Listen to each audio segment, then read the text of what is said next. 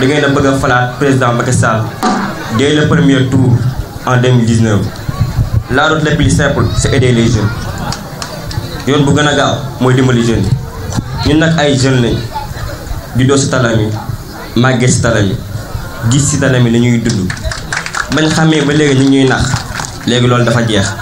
ku ne xam naa ne Macky Sall 2019 ñu koy fal ñun ndaw yi la ñun ñëpp am nañ candidat léegi avec candidat yi bees yi ndaw yëpp am nañ candidat Macky Sall ñoo koy falaat di ngeen di jàppale ndaw yi jàppale leen doo leen bëggee egg seen mission Pape Siré Dia nag képp ku gumba tëx lu xam ni sax mi ngi jàppale jeunes yi sakamtuma laa koy gis voilà léegi nag ñun jeunes Talami na wàcc si suñu dimbali ñu dimbali suñu yaay mais da ngeen a sonn dafa war a jeex de si Talami mënuñoo gën a bari si Thiès gën fee sonn dafa war a jeex gis nga ñun jeunes yi léegi dañoo yeew kenn duñu nax jàng nañ xam na lu yoon wax kenn duñu nax da nga ñuy jàppale suñu bopp d'abord jàppale suñu waajur yi te ku jàppale suñu waajur yi jàppale si Talami avancé Pape Siré Dia fi mu teg tànkam du ko teggiwul lii mii ma bëtam da koy jot ma bëtam fu mu teg tànkam du ko teggiwul na si jot mais d'abord na jàppale jeunes si Talami di ñu jàppale incha allah mission na fa yegg maa doon wax si turi NGT yaakaar naa ne kàddu gi dégg ngeen ko soo demee da ngeen ko transmettre monsieur le directeur général de la poste. damay ñaan yàlla nag li ma gis ci Siré Dia yal na yéen ñëpp yal ngeen ko gis ci noonu ba ngeen jàppale ko ba ngeen fal ko ba président bi ngeen joxaat ko Macky Sall ñëpp àndandoo ak yéen jàppale te fii ci Talami incha allahu ci moo dakan te dinañ ko daan bu neexee yàlla dinañ ko daan bu neexee yàlla wasalaam. Biram Kane dëkk si Talami nekkoon ci réew mi di jàppale Idrissa Seck may sant sama xarit bi Ami Collou Diouf madame la maire ñu ànd bu rafet mu dugal ma ci politique lu ma am ci politique moom laa koy gërëm tey di ko sant Siré Dia nag li tax ma dugg ci moom Siré Dia daf maa defal teraanga dama ko seeti bi ma ko seetee ma waxoon moom ma gis ko ne ko barki sëñ Babacar yow laay jàppale ci élection yi bi ma ko waxee loolu ñu dem ba élection yi des ñeenti fan mu yónnee Habib Niang wooluñu bi muy wooloo Marseille Bulo ak Awa Niass ak ñeneen ay conseil bi ñu àndee dem si moom ñu wax ñu ànd ne ko élection yi lu jub si la fi doon ñeenti fan la ci des ñu mënatuñoo dem mënuñu amul problème waaw mun nañu léegi li ma waxante ne woon yéen an seen dossier doom yi ma génne sama dossier doom jox ko bi ma ko joxee sama dossier doom 17h man ñi ma àndaloon mais nga maa ñu ngi dama bàyyi ma fen balaa 18h man ñibbisiwuma sama kër dafa am fu ma jaar sama doom woo ma ne ma Mame Birame Siré Dia ki ma booleel woo na ma li tax ma gëm Siré Dia bi ma ñëw xale bi dama woo na ma ñu élection ñetti fan mu yónni Habib Niang bi mu yónnee Habib Niang ne ma DG moomu yónni nee na nga jox ko sa dossier doom boobu élection nañ ba pare te ku ne xam na ne élection ku ko def ba pare ci leader doo gisati leader perte nga li tax ma gëm Siré Dia ba dem te moom mooy loolu ñu élection ba mu am ñetti fan bu defal ma teraanga fukki fan lañ ci teg mu jël sama doom muy liggéey seqal man teraanga nag di ma defal lu ne ma fas yéene koo jàppale nag te yàlla tax di gis ni muy def ci dëkk bi Siré Lamine gi laa juddoo fi laa yore école Siré Lamine gii 10 millions la leen may ci sama kanam may gis ak yeneen yoo xam ne mënuma koo wax jël samay doom baay yoo xam ne dëkkuñu ci koñ bi koñ bu ne nag am na ku fa jël ma gis ko mu dëgg moo tax ma ñëw ci moom ndax fa ma nekkoon aw ma fa dara lu ma metti ndax dama nekkoon na ñoom ay at waaye Siré Dia dafa yàlla moo dogal ma bëgg ko gëm ko moo tax ma ànd ak moom te damaa fas yéene ànd ak moom fas yéene ko jàppale ci 2019 bi mu fal Macky te dama koy ñaanal yàlla li muy wut ci diggante man Macky Sall ci 2019 bi yàlla na ko sunu borom def ci biir kees laa koy ñaanal. Siré Dia teraanga yaa ko moom. waa koñ bi mag ñëpp woote nit ñi ñëw rek sant la di gërëm sama xarit yi surtout sama xarit bi jóge fii ba Tivaouane ñëw man sama xarit yëpp ma bëgg di gërëm sunu waa kër di gërëm samay mbokk. waa Cité Lamy asalaamaaleykum sunu jigéen ñi baax ñi maam Biram ak ñi mi àndal ñu ngi leen di nuyu di jiital ci nuyu bi kilifay gox bi muy chef de quartier bi di ci teg imam bi di nuyu notable yi nekk Cité Lamy yëpp ak responsable yi fi dëkk yëpp ñu ngi leen di nuyu bu baax di nuyu aussi sunu naataango jeunes yi ñu fi fekk si ñu mel ni ñoom Mamour ak ñeneen ñi mi àndal ñoom Soxna ak bépp jeune les membres de l'association yi nga xamante ni ñoom ñoo taxawoon fii léegi jël fi kàddu ñu ngi leen di nuyu bu baax di leen sant ci accueil bi di leen jaajëfal ci organisation bu demee nii di leen ñaax rek ndax kàddu yi daf ñoo bett programme ñu woon jël discours mais lu munta ñàkk rek ñu sànni ko ci muy ay kàddu yoo xam ne ay kàddu cant lay nekk di leen gërëm aussi bu baax di leen encouragé waat di encouragé Mame Biram ak les autres conseillers yi mi àndal jugee réew mi ñëw fekk suñu fii ci keppaaru Siré Dia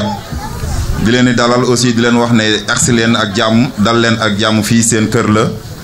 dès à présent dès maintenant jàpp leen ne yéen ak sunu yaayu baax yi yéen a yam ci ñun amatul xaaj yi amatul seet cër bi ñu leen jox cër boobu lañ leen di jox yéen tamit di wax aussi suñ jëlee kàddu fii li ñuy di wax dañuy accentuer sunu discours jëmale ko ci sunu moroomu ndaw ñi di leen xamal ne leen sànq président bi wax na ko fii léegi Cité Lamy bokk na ci quartier yi gën a peuplé à Thiès su nekkul quartier bi gën a peuplé à Thiès xanaa buñ koy méngalee xëy na Daaru Salaam lañ koy méngaleel mu nekk une quartier avec une forte concentration de jeunes kon jeunes yooyu tey buñ ñëwee taxaw fii day jaadu ñu yëkkati ay kàddu ngir yëgal leen loo xamante ni amaana yëg ngeen ko waaye bàyyiwu leen ci xel wala yëgagu leen ko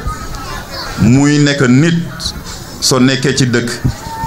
juddoo ci dëkk màggee ci dëkk bi daf la war a ñor ni la dëkk bi di ñoree ni nga koy fësalee mooy nan da ngay xool ki amal njëriñ dëkk bi nga jug sol say dàll jël say matukaay ànd ak moom waaye mënoo nekk jeune nekk ci gox gis ku doomu dëkk bi dëkk ci dëkk bi màggee fi juddoo fi yaroo fi am teraangaam delloo waat ko ci waa dëkk bi nga def ko ne ko fi ñukk di ànd ak koo xamante ni amul lu dul wax ju ñaaw ànd ak koo xamante ni bu ñu xoolee CVM liñ ciy gën a liir mooy un grand bandit tey Siré Dia sunu leader fu ñu taxaw dañuy am fitu wax ko ce n'est pas un grand bandit c'est un grand homme merci beaucoup mon cher ndax am na ku fi taxawoon ci ay jamono ne les grands bandits ne s'entretuent que lors du partage du butin Siré Dia bokkul ci grand bandit yi ñun jeunesse thiessoise ay référence la ñuy wut Siré Dia référence la c'est un grand homme c'est un homme boo xamante ni nii suñu waxee turam rek li xel yépp di dem muy ay action concrète yu muy def jëmale ko ci Thiès waaye jëmale ko ci population bi il n'a pas d'égal ici à Thiès kuñ koy tëkkaleel wala ku yaakaar ne yaa ngi koy tëkkaleeg sa bopp da ngay nax sa bopp yeewul lañ lay wax nga dem sël mujji Siré Dia amul moroom fii ci leader Siré Dia amul politicien buñ koy tëkkaleel fii ci Thiès nga koy war a gëm mënatul nekk te yéen Cité Lamy da ngeen a war a yeewu tey Siré Dia liñ koy wax chaque jour ngeen wax ko dëkkul Cité Lamy jàngeewu fi amaana bu fiy xam ay responsable la fi xam te bi mu xamanteeg ñoom ci ay at lay toll mais dégg seeni tawat dégg seeni jàmbat dégg population Cité Lamy di def ay revendications ci seen école mu yëkkati une forte somme de 9 millions def leen ko ci ne leen ngeen liggéey seen école ngeen dem jàngi Siré Dia jël ay doomu Cité Lamy utal leen ay emploi Siré Dia jël ay femmes yu dëkk Cité Lamy financé leen ngeen liggéey Siré Dia jël jàkka yi nekk fii Cité Lamy financé leen pour ñu defaraat jàkka yi te loolu amaana ñeneen la waroon mais mu jéggi yaakaar naa dëkk buntu dépôt ba Cité Lamy sori na mais gëm ne Thiès rek moo ko ñor gëm ne avancement Thiès mi ngi jógee ci lépp dëpp doomu Thiès bu nekk fii la yàlla wërsëgalee la président de la république jox nga jël ko delloo ko ci doomu Thiès waay te Siré Dia ci loolu la nekk kon jeunesse bi nañu yeewu te xam ne ce n'est pas de beaux discours qui va construire ce pays mais c'est des actions concrètes. ma wax leen ko nag dañuy xuloo ba dugg ci biir bureau Siré Dia di xuloo loolu nag oyofu Siré Dia moo ko may moo ñu ko may ñun parce que moo ñu ñemeloo li ma ko wax bari gi dee mooy wax ci yow dafa neex kenn du ne waxoo dëgg dangaa jëf ñu gis lu ne nga dugal ci sa loxo kenn du ko laam-laamee Thiès man amatuma sax loo xam ne ni war naa ko mën a wax ci Siré ñii laay waxal au contraire ñi nga xam ne tey ñoo doon sonn si subaak ngoon guddeeg bëccëg indi ma biir kër Siré Dia ba lii am tey ci biir këram kon nag dama leen di remercier ñoom dañuy wax conseillers yi di tudd Mame Biram di tudd ay Awa Niass di tudd ay Seynabou Lo ñooñu nga xam ne ni ay conseillers lañ nekk Thiès Est gi ci mairie Pape Bassirou Diop parce que damay tudd tur àndoon nag Fang Modou Fall mais xam na leen kon ñooñu ay kilifa lañ parce que dañu am ndomba tànk ci fi ñu nekk mais tey suñ demee tey ba lii am c'est grâce à ñi nga xam ne nii tey ñoo ma jëli woon ànd ceeg man dox ba ma indi ñooñu tey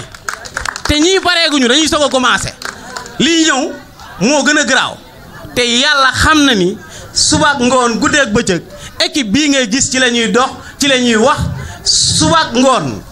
te am na ñu fi toog foo xam ne du ma tudd seen tur xam nañ ko man nag sama wax du bari ci Siré Dia parce que tey moom moo defal boppam li am tey waxuma la Cité Lamy mais quartier yi nekk Thiès yëpp amul benn politicien bu mën a taxaw ni def naa lii ci quartier boobu Siré Dia rek moo mën a am fitu taxaw yëkkati sama loxo daal ni quartier bu nekk Thiès am na lu ma fa def man Siré muy jàkka muy juma muy avec muy chômage bi su wàññeekoo à Thiès tey kenn du ko laam-laamee bërki démb boo Njaay am na ku ma bokkal oto Dakar mu wax ma ko ni mu chômage Thiès Siré Dia rey na ko dootoo dégg boo yaa ngi chômé maa ngi dégg kenn sama naataw nge sax naa di nga dem benn koñ boo xam ne nii léegi cité postier yi lañ koy wax c'est grâce à Siré Dia kon nag loolu amul sax loo xam ne nii nit da koy naataam lee da ngay am fit di wax ci moom parce que moo ko def mooy xalif général kullu politicien ko kenn du ko laam-laamee xalif général neex na mais kullu politicien amul du deñ kooku yàllaa ko defal kon nag ñun dañ koy sant di ko gërëm di wax nag Macky Sall ne ko Thiès Siré Dia li mu def ci élection législative yi jox ko département beeg lépp mu gagné ko présidentielle premier tour lay lépp di jeex loolu amul laam-laamee ñun ñu fi ne xam nañ ko parce que doole ci Siré Dia moo ko fi yoon am nañ ñoo xam ne ni dañ naan la woo ko rek mu romb fi taalal ñu la ko am nañ ñoo xam ne dañ naan dañ koo bëgg a dégg mais loolu ak njub moo ko mën a maye ak jëf moo ko mën a maye kon nag tey wax ji dafay gàtt encore une fois di remercier ñi nga xam ne nii ba ma demee ànd ak ñoom ak équipe bi teguñu si baat muy tey Mame Biram Kane mii Seynabou Lo Awa Niass wax dëgg yàlla dama leen di remercier am na nag ku ko dox muy madame le maire kenn du tudd turam mais nag ñu ngi leen di ñaan tey ñeneen ak ñeneen yàlla ñu ñëw topp si ñun ànd ak ñun ñu fal Macky Sall premier tour à Thiès mu def fi lu kenn mës a def ci àdduna ndax Siré Dia parce que Siré Dia jar na ko maa ngi remercier nag ñëpp du ma tudd tur mais. gaay mina seytaan rajim bismillahi rahman rahim ginnaaw ba ñu santee yàlla julli ci Seydina Mohamed sang-sang yi jëmmi dina te mun a war ñi ngi sant sunuy ñaari waajur di boole cant ak gërëm ak wàccuwaay ñii ñu fi fekk nee naa jot amul waaye genn wàllu waxtu rek ku la ko may ci sa temps deseelu la dara di nuyu les conseillers yi ñu fi fekk fii ci Cité Lamy di leen jox nuyoo délégation bii ñu àndal les lions du DG de la poste ñu ngi nii taxaw ak sunu doom yu baax yi di leen jox nuyoo sunu kilifa gi ñu àndaloon muy xalifa Siré Dia di magam madame Ami Collé Dia dañ ko woo léegi waaye mi ngi fi woon présente sunu kanam di joxe nuyoo le doyen Diakhou Sall l'ami du DG de la poste ak képp ku mu àndal ak sunu doom yu góor di wax mention spéciale ci ñoo ko res kenn du yéen nee naa puso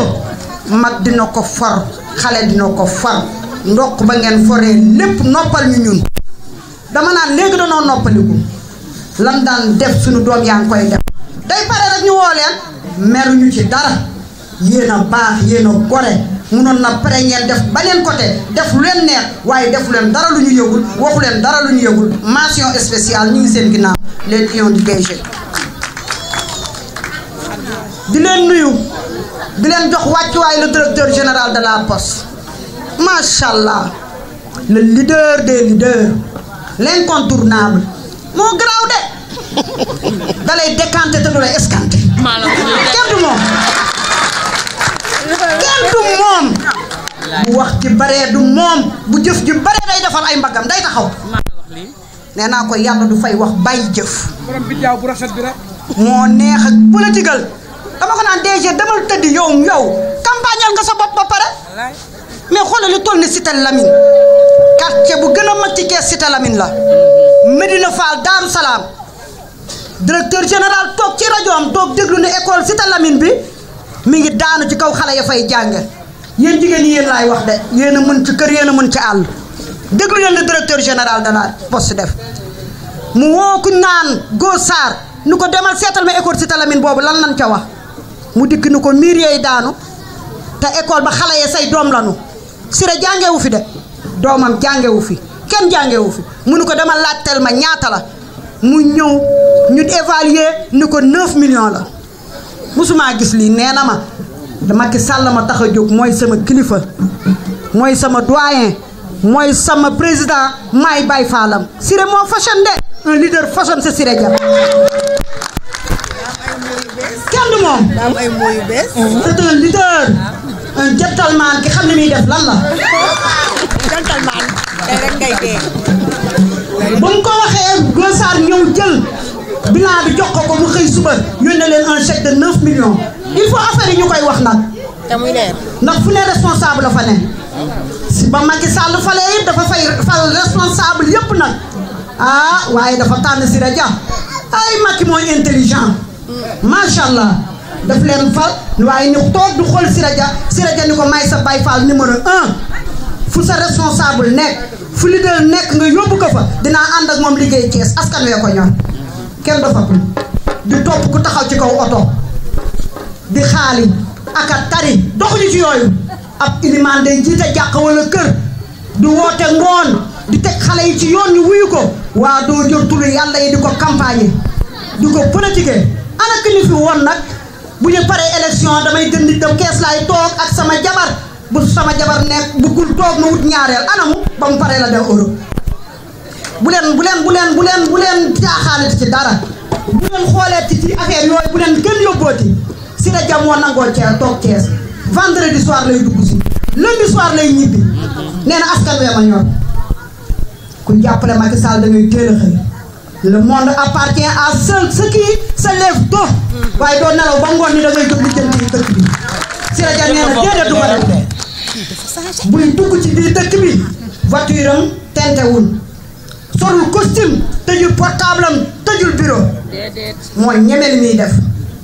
le réveil de l'emploi des jeunes à Thiès Siré Dia moo ko def financement des femmes ah Cité Lamine gii Siré Dia dugal na fi financement femmes yu bare après les élections législatives dugal na fi emploi des jeunes yu bare après les élections législatives laaj leen ko Go Sarr moom la doon yónni ak ñeneen te defe naa ni loolu la conseillère xam nga ci dara di la wax mention spéciale ñamee tax nga def lii nga def ni de bërëb laa ne woon ni takkal may nombay tànk këyit rek nan lay jox takkal la bat si ngay dem ko ñëw waaye buñ la joxee caisse noire doo mën dara Siré Dia lay takkal bat jox la caisse ni la demal askan wee ma ñor lu ci jàdd lu ne di nga ko diggaaleeg man doo ñemee jàdd lam la wax ngay def ak ñoo yar ñu nit te xam li mu bëgg ñu koy def yeewu leen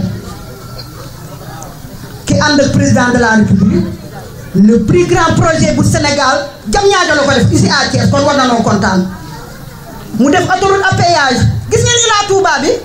gis ngeen aéroport Diass nee noonu l'état c'est une continuité bu ko neexoon bàyyi ko fi dema waaye da koo eggale lu ñu fi bawoon eggale na ko ba commencé lépp l'homme des grands projets nga dem Tiwaawan maam Serigne Abdou Aziz Al Amin moo ni ko woon ku def lu rëy gis lu rëy yaa fi def lu benn président deful di nga gis lu rëy gis ngeen Tiwaawan la ñu fayee président Macky Sall Siré Dia ni ko duma dem doo wax may noppi fi président aw laay aw di leen ñaan yàlla dañ ko defoon tête de liste départementale la coalition Benno Bokk Yaakaar ci élection législative yi ñu jóge gis ngeen ni askan wi rusee Siré Dia dëkk danga koy dénk ki ñu rus xale sax bu la jubee xooloo ko mayoo ko bonbon dalay romb askan wi la Siré Dia xam moo leen wuyu moo nangoo def ci ñoom moo fi indi xiif indi fi mar fii ku fi doon toog rek c'est la famille postale quartier boo dem rek am na une famille postale bu fa nekk lépp ci barke Siré Dia jigéen ñi yéen laay ñaaxaat nee naa toujours ma demee damay ñaax jigéen ñi ak ma raciste jigéen rek laa fonk man ndax jigéen la kuy dem guerre amoo arme yaa rey sa bopp jóg leen commission yi ubbi na man nee naa wax ji bare na fal ambiance bi neex na lool ndax dañ ne politique rythme la ak danse baax na ci mais nan leen dem inscrire ji teel a jóg ñun jigéen ñi mu tal suñu doom yi carte d'identité ak carte électeur dugal ko ci armoire yi ndax cat dafa gaaw ndax ce jour baa 6 heures dama bëgg kees yoo xandoo ni vive la paire ki fi nekk tekk fi dara danoo yëngal guy gi baaje ko ba dañu nii jeng di des mu daanu barewul te Siré Dia da koy romb rek kaje ko ginnaaw mu daanu ndax defi fi dara di lancer un appel nag président ñun waa Thiès jigéenu Thiès nag ak a ñoo mën a fal ak a ñooy jàmbaar ak a ñoo la bëgg ngir Siré Dia ndax bu ñu la gisul bu ñu nee gisee Siré Dia ni ci nii waaye damaa bëgg nga wax ak Siré Dia joxaat koy ay ndombay tànk doolelaat ko def ko coordinateur communal ci pour élection présidentielle yi di nga gis loo mus ta gis ndax ay jàmbaara ne ci ginnaaw man nag ku ñu mënte àndal commune ak département bi Siré Dia dugal loxoom ñi ngi taxaw jàppale la fas yéene nag jox la ndam li à Thiès guy gi baaje lan ko ñoo ko nar a teg sa loxo dañuy yanu korogee le soir du 24 février ñooy dox 6 heures ba 1 heure du matin dem palais duñu dugg oto allahumma salli ala sayyidina Muhammad waa Cité Lamine maa ngi leen mu biir APR loolu li ma ciy njëkk a wax mooy daam wax joo xam dañ ko doon faral di wax dañu wax ne waa APR dañoo siis waa APR duñu dalal kenn ñun ñoo leen dalal ñun ñooy ànd ak yéen parce que li am solo pour ñun xam nga lan la jàppale DG Siré Dia mu jàppale président Macky Sall mu jox ko 2e mandat ñu am une victoire éclatante à Thiès en 2019 kon dee daba Khady yéen a ngi nii jigéen yaa ngoog yéen a ngoog dénk nañ leen nga ànd ak ñoom liggéey bu ñu ci jógee samay kàddu li ma ci njëkk wax mooy waa réew mi laay waxal ñi ci Thiès tax a jóg ñi bëgg Thiès développé wu ñi bëgg Thiès jëm kanam ñu ngi leen di tàllal loxo di leen wax ne nañ ñëw ànd ak DG Siré Dia nañ ñëw ànd ak DG Siré Dia pour développement Thiès nañ ñëw ànd ak DG Siré Dia pour jeunesse bi jëm kanam nañ ñëw ànd ak DG Siré Dia pour jigéen ñi ñëw jëm kanam nañ ñëw ànd ak DG Siré Dia pour Thiès gën a développé wu te loolu ki ko incarné c'est la DG Siré Dia kon képp ku mu tax a jóg muy Thiès ñu ngi lay tàllal loxo waa réew mi ñu ñëw ànd ak DG Siré Dia pour jëmale Thiès kanam bu ñu ci jógee daam loo xam te nag dafa taxaw DG Siré Dia nekk ci guddi ak bëccëg waxuma Thiès waxuma département bi waxuma région bi waxuma Sénégal au niveau mondial mooy travailler dans une unité sincère pour lan réélire le président Macky Sall dès le premier tour en 2019 loolu buñ ca tolloo nag ci jongante lañ jëm am mbokk yi nag mbokk Cité Lamine déglu nañu ñëpp ñu wax waaye li ma leen di njëkk a wax mooy diggante 2018 ak le 24 février 2019 li DG Siré Dia wax rek c'est l'heure du bilan à sonner l'heure du bilan à sonner yéen waa Cité Lamine li tax mooy nag dañuy dem ci élection présidentielle ay nit jóg di ut te ñëpp xam nañ ne ñaar ñi jàkkaarloo Thiès DG Siré Dia ak Idrissa Seck kii di ndawul président Macky Sall di ndey jooram di yaakaar ci moom kii nekk Thiès di politique depuis 88 ba tey 2002 ba 2018 ren mairie conseil départemental lépp waa Thiès jox ko sànq ndee daba wax na ko te ku xam mairie yéen waa Cité Lamine ñoo leen war a defal éclairage public ku xam mairie moo war a jàppale jigéen ñi ci développement ku xam mairie ñoo jàppale war a jàppale xale yi ci éducation ku xam mairie moo war a jàppale xale yi ci santé ku xam mairie xam nga ne moo war a tonni seen balit mbokk Cité Lamine bu dee waxtaan wax dëgg ca la koñ bu gën a rëy CSS Cité Lamine la waaye tey loo leen tumuraanke Idrissa Seck ak Pape Bassirou Diop ñoo leen ko teg parce que ñoom ngeen jox ay mandat électif at yii yëpp ñoom ngeen doon votel kon tey lépp problème boo leen am ñoom la ma ñëwaat ci leneen mooy DG Siré Dia Cité Lamine tey bu dee dañuy wax te yàlla tax jàkk yi ak jumaa yi Go Sarr est là il m'est témoin Siré Dia juróomi at yi lu mën jàppale jàkkay jumaay Cité Lamine il l'a fait bu ñu waxee jigéen ñi ci développement en groupement Cité Lamine tey DG Siré Dia dana jàppale bu ñu waxee li nga xam ne moo tënk te boole Cité Lamine seen avenir doom nekk ci c'est l'école primaire de Cité Lamine waaye bu ñu ko réflexionné tey jii c'est le DG Siré Dia kon mbokk Cité Lamine ci élection yi ngeen jëm dafa am ñaari bilan Idrissa Seck Pape Bassirou Diop yi ngeen joxoon maire ba conseil départemental ak bilan Siré Dia te kuy wax te yàlla tax li Siré Dia def Thiès Idrissa Seck defu ko fi li Siré Dia réalisé Thiès Idrissa Seck réalisé ko fi waaye kon nag fi ñu jëm yéen waa Cité Lamine élection yi passé même pas 100 voix moo doon écart bi ñu jóge foofu war a dem ci ay présidentielles kon présidentielles yooyu ñii nga xam ne ay responsable lañ dëkk si ne di ay conseil municipal écartu 100 voix yi waxatuñ ko waaye dañuy wax écartu 500 ba 1000 voix pour DG Siré Dia biir école Modou Kane loolu la ñu yaakaar ci yéen te xam nañu di ngeen ko def.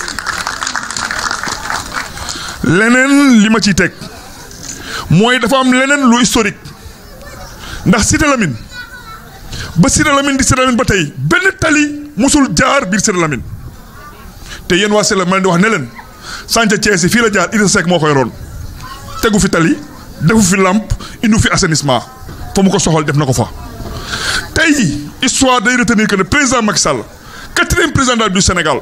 moo nar a xotti tali jële ko hôpital régional yóbbu ko Kër Daago kon loolu yéen waa Cité Lamine muy le président Macky Sall le DG Siré Dia seen bilan seen yéen ak seen liggéey kon egg na Cité Lamine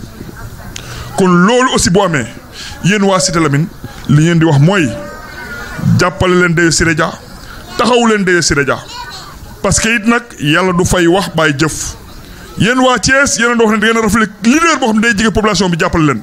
yàlla indi na ko muy DG Siré Dia waaye it nag un leader politique bu nekkal askan bi guddeeg bëccëg li mu soxla aussi mooy bu jàppalee dëkk bi ñu dem kanam bu ñu demee élection aussi waa dëkk bi ëlbatiku voteel ko pour lan mu mën a am ndam projection yi ñu ciy teg mooy président Macky Sall doon doon 4e ñu réélire le président Macky Sall dès le premier tour et Thiès jouaat ci un grand rôle un très grand rôle à travers le DG Siré Dia loolu it yéen waa Cité Lamine yéen ñi wax ne mooy koñ bu gën a rëy ci CSS mooy koñ bi nga xam te ne bii Idrissa Seck ak Pape Bassirou defuñu fi dara Siré Dia ñëw taxaw du leen jàppale rendez-lui la monnaie élection bu jotee ngeen jàppale ko voter le président Macky Sall pour l'émergence de Thiès et du Sénégal. fi may terminer mooy jeunes yi déglu nañ leen je lance un appel à la jeunesse de Cité Lamine soutenez le DG Siré Dia jàppale leen ko il n'y a pas de conditionnalité parce que tout ce qu'il a fait à Cité Lamine tegu ci condition daf ko def parce que aussi day doomu Thiès di un leader mu def ko fi kon jàppale leen ko te yàlla tax xam ne yéen jeunesse su Cité Lamine ak jeunesse su Thiès jeunesse su Sénégal ku bëgg a développer réew da nga ko wax ci jeunesse ngay jaar kon DG Siré Dia il a réussi à Thiès parce que cette jeunesse si elle est choyée c'est grâce au DG Siré Dia kon fi ñu jëm jeunesse bi gën leen defar seen taxawaay ngeen ubbi seen i bët xool xam ràññee xam ne Siré Dia c'est le meilleur Siré Dia c'est l'espoir de la jeunesse de Thiès cette jeunesse là aussi Siré Dia elle a un droit de dire soutenez-moi pour que ma jàppale le président Macky Sall moom 2e mandat parce que wolof nee na lëg bu lekkee alam na ko góorame coy kon ñun jeunesse su Thiès tey ñoo war a jàppale Siré Dia mu jàppale président Macky Sall moom 2e mandat kon mbokk Cité Lamine bés bi sant yàlla la di dalal suñuy naataangoo ci biir APR ci turu DG Siré Dia waaye posé bilan bi nga xam te ne DG Siré Dia def na ko Siré Lamine aussi jël optique continuer le travail à Thiès ville et dans le département parce que le DG Siré Dia s'est fixé comme objectif ci élection présidentielle yi permettre au président Macky Sall d'avoir un deuxième mandat dès le premier tour waaye le plus important c'est de regagner Thiès parce que it nag lu nit mën a wax élection législative yi passé DG Siré Dia ak Idrissa Seck 28 000 voix d'écart moo la seen diggante 28 000 voix la Siré Dia gagné ak Idrissa Seck en tant que tête de liste départementale de la coalition Benno Bokk Yaakaar kon fi ñu jëm dañ koy gën a ñogal gën a tàllal gën a yaatal pour lan 28 000 yi bu ñu ko yóbboo ba 70 ba 80 ba 100 mérité na ko ndax it ñaar la rek kii wax topp ci wax ji wax ak ki nga xam ne dafa topp ci jëf di jëf kon aussi li ñuy wax ne il y a un bilan positif muy bilan DG Siré Dia un bilan négatif muy bilan Idrissa Seck kon Thiessois tey ki ñu war a votel xam nañ ko te nañ ko votel te leneen li may wax mooy vous les jeunes ñu ngi leen di encourager di leen féliciter ñoo ko res yéen a ko res yéen a ñoo oyofal liggéey bi vraiment sant yàlla parce que cette jeunesse chaque jour ma ko ku ko am da ngay ñeme ku ko am da ngay sawar dans l'unité je sais que vous allez réaliser plus de choses pour le DG Siré Dia kon ñun tey ñoo nekk seen ginnaaw ngeen suy rak ñu fas yéene ànd ak yéen te leneen li may wax mooy ñun waa kër Siré Dia dañ koy wax fu ñu dem bu amee ku ragal du ñun bu amee ku rus génn biir Thiès du ñun parce que dañoo am ku kenn amul am ku fi def lu kenn deful muy kan Siré Dia je vous remercie.